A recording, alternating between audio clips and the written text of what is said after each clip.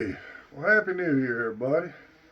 KB5 MIQ Big Boy. Thought we'd kick this new year off with a quick video, a couple of antenna update that I've made, and some social media stuff I've seen.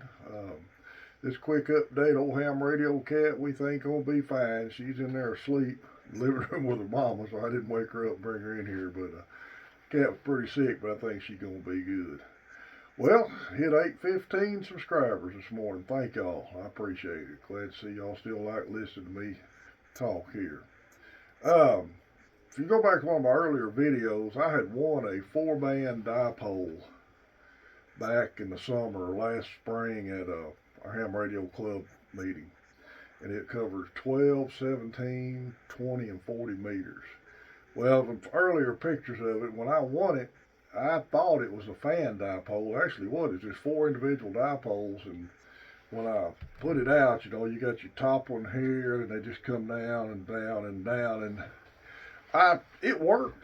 I mean, the SWR was a skosh high on it. So I had to run it with a tuner, but the 12-meter band, the takeoff angle on that, the angle on that inverted V was horrible. But I worked Spain with it, worked Canada on 12 meters, and made several contacts on every band with it. It worked good. Well, as with anything, when you're putting antennas up periodically, you got to do some stuff with it, especially if you're putting homemade antennas up. You're just using everything you got under the sun. And this one needed a little maintenance on it. In fact, the picture you'll tell, one of it done got looped a little bit and was sagging a little from wind and just being up for a long time. So I got some half-inch CPVC and turned that into a fan dipole with some spreaders, and it changed the takeoff angle, which what it meant when I pulled out the top one, they were all in the same parallel with it. Still a little rough. Honestly, you really need 2 people to help you do that with, and I got out there and did it by myself. May pull it back down later on and do a little more tweaking on it, but I've rechecked the SWR on it, and on every band, the SWR is good now. In fact, I made some contacts on it today without having to use a tuner. So, the homemade antennas, way to go. I mean, there ain't nothing wrong with them. There ain't nothing wrong with buying antennas, but don't let that keep you from getting on the air, not having an expensive store-bought antenna. Okay, I've got 3 things we're going to talk about today. Number one, anybody got a quick, cheap, easy 10-meter antenna? Whole bunch of answers there. One guy said I'll probably catch flack for even mentioning this, but there are a few CB antennas tuned to work on 10 meters you can pick up at a truck stop and mount like any other vertical. That's true. If you can find an old 10-meter Yagi, you can trim it and make it work on old 11-meter Yagi. You can use that. In fact, that was the first antenna I had was 11-meter Yagi Jeff had and give to me when I got into the hobby. And here's Jeff WD5HKV's answer on this various question. To me, a simple wire dipole is cheap and easy. You're probably going to have coax for whatever you build, so basically about 16 feet or give or take of wire is all you need. Some string, rope, hold the ends. It'll be broad banded, and he's always been partial to dipoles, and I have too. And if you look back to some other videos, you'll see me build a little mini dipole here that you can build out of this crap you got at the house.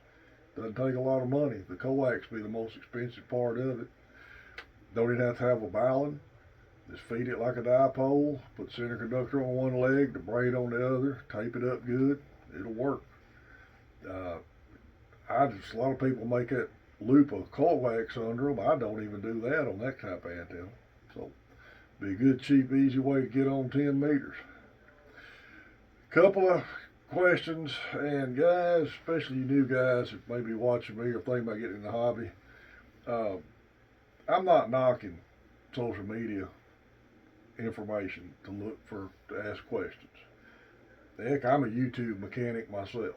If I need to learn how to work on something that I haven't messed with, I ain't above looking on YouTube to get information on it. The difference, I've got a little background in this stuff, so it does help me just get on down there and figure out what I want to do. But if you don't have any background in antennas or amateur radio and you go straight to social media, you're probably going to get some answers you're not really wanting to get, and you'll get some snarky answers. I don't know why hams do that, um, but they do it, and that's just. I wish they wouldn't because I feel like it's keeping people out of the hobby. But here's an example. Would be why are there no HF except for 10-meter repeaters? And one guy starts in about you should have learned this with a license and all of that. The simple answer is that there is rules. And there's one here that summed it up pretty good. The FCC says you won't rebroadcast automatic retransmission signals below 29 megahertz. That's real simple. Thing about it is your bandwidth gets so big lower in signal you go, so it's just not practical to do it. But here's another good example of the same thing, giving a ham a crappy answer when it's not necessary. I have a question. There are several repeaters around. Who can use them? Who buys them? How are they maintained? Is the area where they are rented? I have not got a radio license yet, but I always wondered about this. Simple question. All right. Most of the answers the guy got out off the bat was get a license and find out. Now, you don't have to full up explain everything off the bat, but give them a courteous answer anyway. Here's what I said. Usually local ham clubs put up and maintain repeaters. You have to have at least a tech license to access them. Check with your local club for help and info on getting license. Real simple, polite answer. There's no reason this to automatically start condemning these guys when they ask a question like that. I've never understood that in this hobby. This happened forever.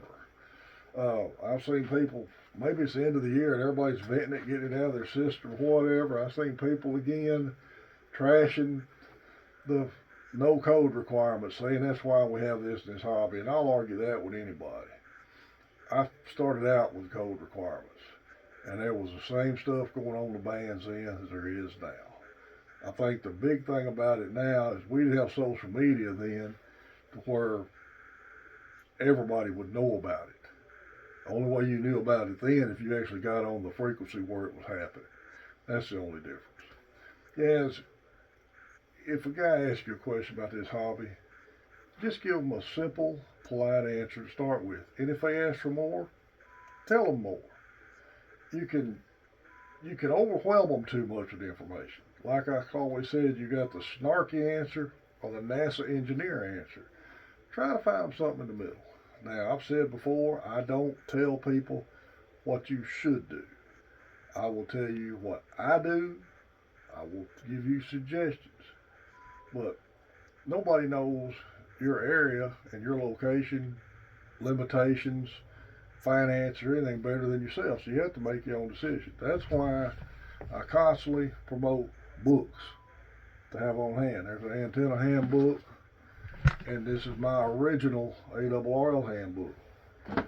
Loads of information you can look up with right there and find out. Because sooner or later, this hobby is set up for emergency use, and if we ever get in a position where we're having to use it for an emergency, you might not have access to the internet. It's just something to think about. All right. Well, y'all remember main trading company Paris, Texas. Keep an eye on his used gear list because I know he's got a bunch of used gear in. I was up there that day. He had sitting there with all of it stacked to the floor. They just got in, and there the next several months there'll be a lot of his used gear hitting the website. Cowtown Amateur Radio Club Ham Fest, 20th, 21st, I believe, in Fort Worth. I'll have a slide on here with that, and right now I hope to meet some of them guys out there because I'm planning to attend on Saturday of that. Keep your club pages in mind. If you got any answers, ask at local ham club for help. My email's on my QRZ page.